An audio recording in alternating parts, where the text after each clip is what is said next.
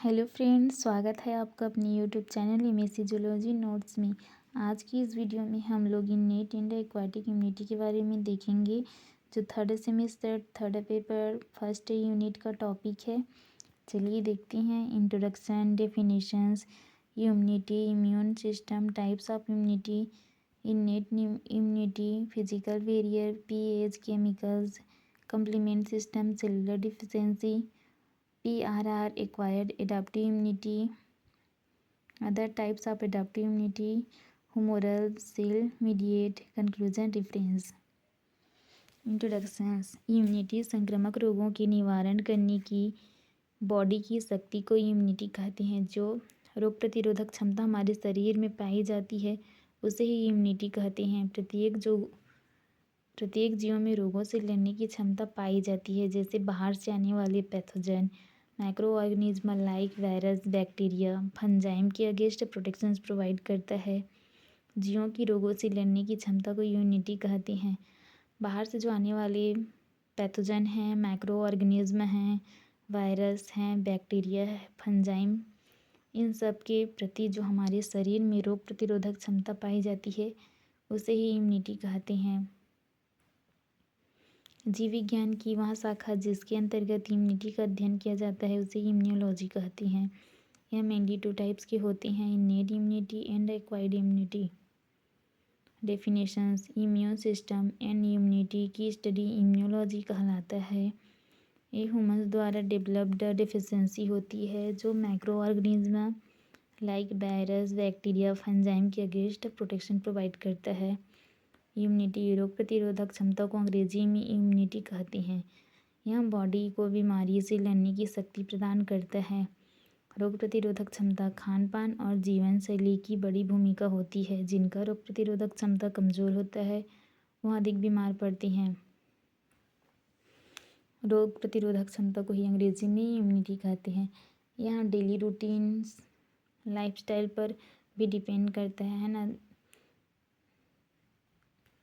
कई लोगों की में रोग प्रतिरोधक क्षमता कम होती है, वो लोग जल्दी बीमार पड़ जाते हैं। जैसे छोटे बच्चे मौसम बदलने के साथ साथ वे बीमार पड़ते ही हैं अक्सर, क्योंकि उनके शरीर में जो रोग प्रतिरोधक क्षमता है वो अभी अच्छे से डेवलप्ड नहीं हो पाया रहता है। इसीलिए इम्यून सिस्टम यह एक सेल, टिश्यू, ऑर्गन का कॉम्प्लेक्स नेटवर्क है जो इन्फेक्शंस तथा डिसीज़ और पैथोजन से फाइट करने के लिए हमारी बॉडी का हेल्प करता है। इम्यून सिस्टम बहुत सारे सेल्स, टिश्यू और ऑर्गन के कॉम्प्लेक्स नेटवर्क होते हैं जो इन्फेक्शंस और डिसीज़, पैथोजन से फाइट करने में हमारी बॉडी की हेल्प करते हैं। पैथोजन जीवों एवं विषैले पदार्थों प्रतिरोध करने के लिए हमारे शरीर में एक प्रभावशाली सुरक्षा तंत्र होता है जिसे इम्यून सिस्टम कहते हैं। Types of immunity. Innate immunity. Innate immunity किसी वायरस के अटैक के कुछ ही घंटों में एक्ट करती है।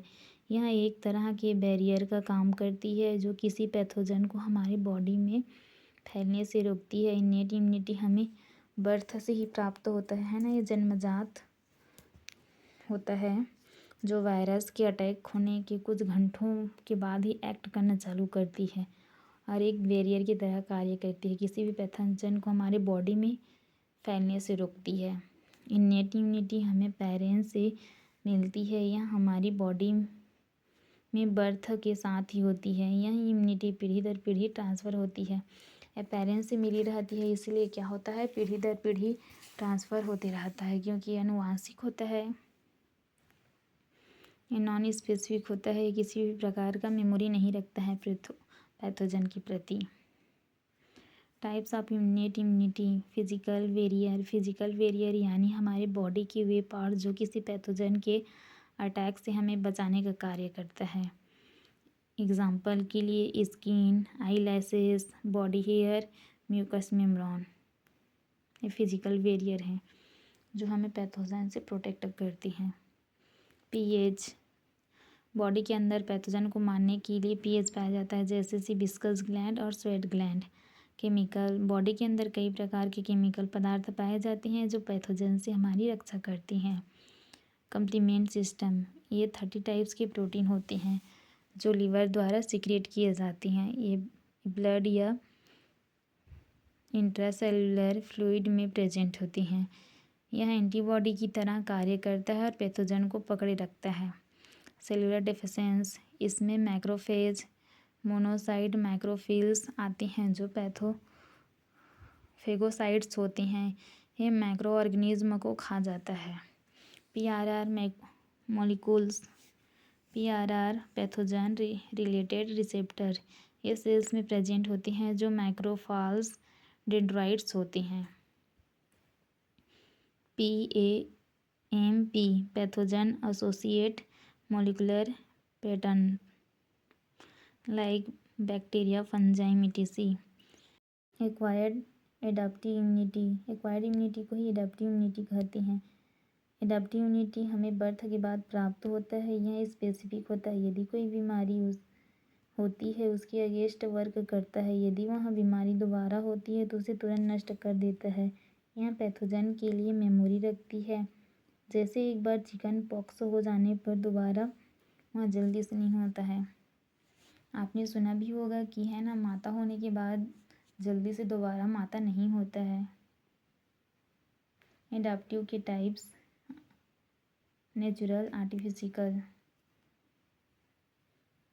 नेचुरल, पहले से ही एंटीबॉडी बॉडी में प्रेजेंट होता है। जो नेचुरल होता है हमारी बॉडी से ही सिंथेसिस होता है ना, ये हमारे बॉडी के अंदर पहले से ही प्रेजेंट होता है। ये भी दो टाइप्स के होते हैं, पेशियो और एक्टिव।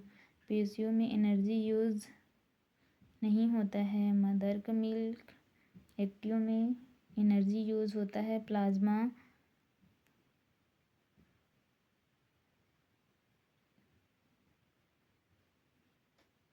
टेंट्यूनस सीरम और रेविस सीरम।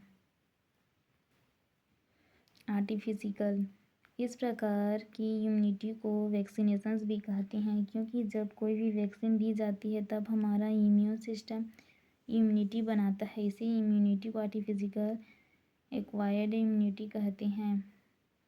कोरोना के टाइम भी हमने देखा है ना, जब कोरोना का वैक्सीन लगा तब उस कोरोना के अगेंस्ट हमारे बॉडी में एंटीबॉडी बनने लगी।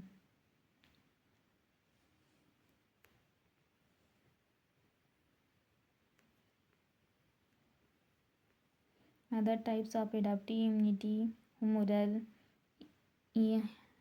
यह एंटीबॉडी सिंथेसिस करता है एंड एंटीजन को होल्ड करके रखता है। जो हुमोरल है, बी सेल है ना, जो एंटीबॉडी सिंथेसिस करता है और एंटीजन को होल्ड करके रखता है।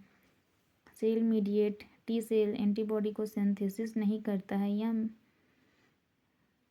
यह दूसरे सेल्स को ना एंटीबॉडी बनाने के लिए एक्टिव करता है और पैथोजन को किल कर देता है। Thank you for watching. मुझे उम्मीद है कि मेरे नोट्स आपके लिए काफ़ी हेल्पफुल होंगे। अगला वीडियो कौन से टॉपिक में चाहिए कमेंट में ज़रूर बताइएगा। मिलते हैं अगले वीडियो में।